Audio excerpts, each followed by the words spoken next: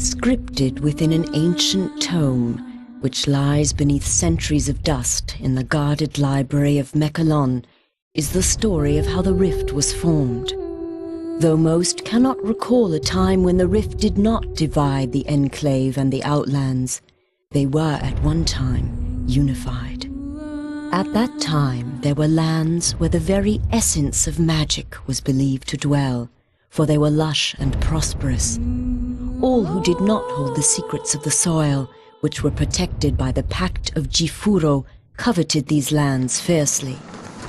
The great demon Vatar was among these envious creatures, for he believed that with the magic of these lands in his grasp, he would surely become invincible. And so, he led his army to attack the dwellers of the land and lay claim to it for himself. The battle raged on and on, until at last the mighty wizard Zael stood alone against Vatar to protect the lands. When all hope seemed lost and Vatar's victory imminent, Zael struck the final fatal blow. With a roar of anger and anguish, the wizard slammed his staff into the ground. The world trembled and then parted beneath Vatar's feet. A scream of outrage erupted from the demon's throat as he fell to his defeat. However, victory did not come without a price. The chasm that grew from this powerful blast of magic was too vast to be traversed, and the people were separated as much as the lands. Those who had come to aid their brothers in fighting against the demon's army returned to their home called Mechalon, with stunned minds and heavy hearts. The Pact of Jifuro had been broken, and they had become separated from their brothers. The denizens of the Outlands, a dark and selfish people, became known as the Dreg Attar, and the enclave of Magic Land, which had been divided from the rest, formed a peaceful city called Selenheim. In time, all wounds are healed, for in the lengthy span since it was torn asunder, it seems that the magic inherent within the world has begun to knit the land back together. The rift grows smaller and can even be crossed in certain locations. Though it should be a time of celebration and rejoicing, such is not the case.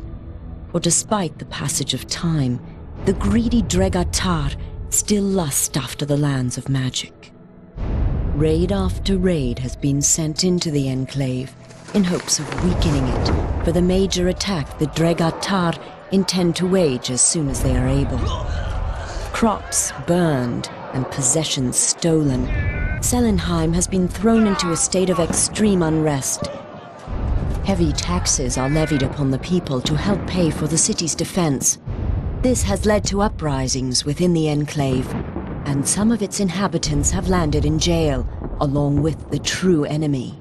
And it is here that our story begins, a few rebellious grains of sand within the ever-turning hourglass of life.